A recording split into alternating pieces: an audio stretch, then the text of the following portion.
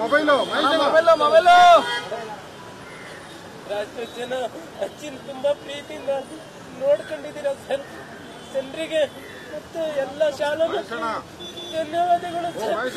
ಇಷ್ಟು ವರ್ಷ ಅಜ್ಜಿ ಚೆನ್ನಾಗಿ ಬದುಕಿದ್ದಾರೆ. ಅವ್ರ ದಾರಿಲೆಲ್ಲ ನೋಡಿದ್ರೆ ಸರ್.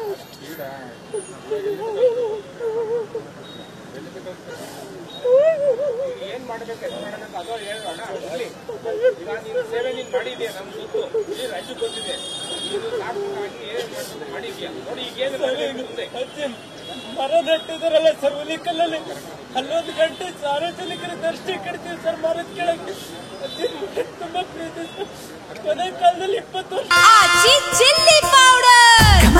ಸಖತ್ ಖಾರ ಬಣ್ಣ ಮತ್ತು ರುಚಿ ಆಚಿ ಚಿಲ್ಲಿ ಪೌಡರ್.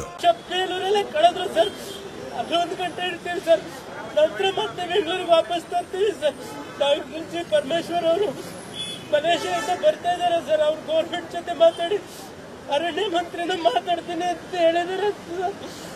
ನಾಳೆ ಮುಖ್ಯಮಂತ್ರಿಗಳ ಜೊತೆ ಮಾತಾಡಿ ಲಾಲ್ಬಾಗ್ ಅಥವಾ ಕಬ್ಬನ್ ಪಾರ್ಕಲ್ಲಿ ಎಲ್ಲಿ ಜಾಗ ಕೊಡ್ತಾರೆ ಅಲ್ಲಿ ಮಾಡ್ತೀವಿ ಸರ್, ಶಾಶ್ವತವಾಗಿ ಉಳಿಯಂಗೆ. ಅಷ್ಟೇ ಸರ್, ನನ್ನ ಕೈಲಿ ಮಾತಾಡಕ್ಕಾಗಲ್ಲ ಸರ್.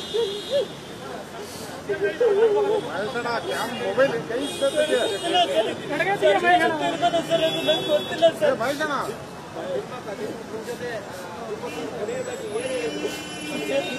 ಸರ್ ಸಂದೇಶ ಕೊಟ್ಟಿದ್ದಾರೆ ಸರ್. ಅವ್ರು ಬದುಕಿದಾಗಲೇ ಚೆನ್ನಾಗಿ ಬರ್ಸಿದ್ರು ಸರ್. ಅದನ್ನ ನಾನೇ ಜಗಳ ಮಾಡಿದ್ದೆ. ಈಗ ಹೆಂಗ್ ಪರಿಸ್ಥಿತಿ ಇದನ್ನ ಇನ್ನೂ ಚೆನ್ನಾಗಿದೆ ಅಂತ ಆದ್ರೂ ಬರ್ಸಿದ್ರು ಸರ್. ಇಲ್ಲಿದೆ ನೋಡಿ ಸರ್. ಅದನ್ನ ಸಂದೇಶ ಕೊಟ್ಟಿದ್ದಾರೆ. ಎಲ್ರು ಗಿಡ ನಡಿ ಅಂತ ಹೇಳ್ತಾರೆ ಸರ್. ಗಿಡ ನೆಟ್ಟು ಪರಿಸರ ಅಜ್ಜಿಗೋಸ್ಕರ 25 ವರ್ಷ ಅವರಿಗೋಸ್ಕರ ಸೇವೆ ಮಾಡಿದೀನಿ ಸರ್. ಸಾಕು ಸರ್, ಅಜ್ಜಿ ದಾರಿಲೇ ನಡೀರಿ ಸರ್. ಯಾಕಂದ್ರೆ ಅಜ್ಜಿನ ಇಷ್ಟು ದೊಡ್ಡದಾಗಿ ಬೆಳೆಸಿದ್ದು ರಾಜ್ಯದ ಜನ ಸರ್. ಎಲ್ರಿಗೂ ನೋಡಕ್ ಅವಕಾಶ ಮಾಡಿಕೊಡಿ ಸರ್. ಅಷ್ಟೇ, ಇನ್ನೇನು ಮಾತಾಡಕ್ಕಾಗಲ್ಲ ಸರ್. ಈಗ ಹೊರಡ್ತೀವಿ ಸರ್. ಹುಲಿಕಲ್ಲಿಗೆ ಹೋಗ್ತೀವಿ ಸರ್. ಫಸ್ಟ್ ಹುಲಿಕಲ್ಲಿಂದ ವಾಪಸ್ ಬೇಲೂರು ಸರ್, ಹಾಸನ, ಆಮೇಲೆ ಮತ್ತೆ ಬೆಂಗಳೂರಿಗೆ ತಗೊಂಡ್ಬರ್ತೀವಿ ಸರ್. ರವೀಂದ್ರ ಕಲಾಕ್ಷೇತ್ರದಲ್ಲಿ ಅನ್ಸುತ್ತೆ. ಸರ್ಕಾರ ಎಲ್ಲಿ ತೀರ್ಮಾನ ಮಾಡುತ್ತೆ ಅಲ್ಲಿ ಸರ್. ಫಾರೆಸ್ಟ್ ಮಿನಿಸ್ಟರ್ ಬರ್ತಾರೆ ಸರ್. ಈಗ ಫಾರೆಸ್ಟ್ ಮಿನಿಸ್ಟರ್ ಪರಮೇಶ್ವರ್ ಬಂದು ತೀರ್ಮಾನ ಮಾಡ್ತಾರೆ ಸರ್.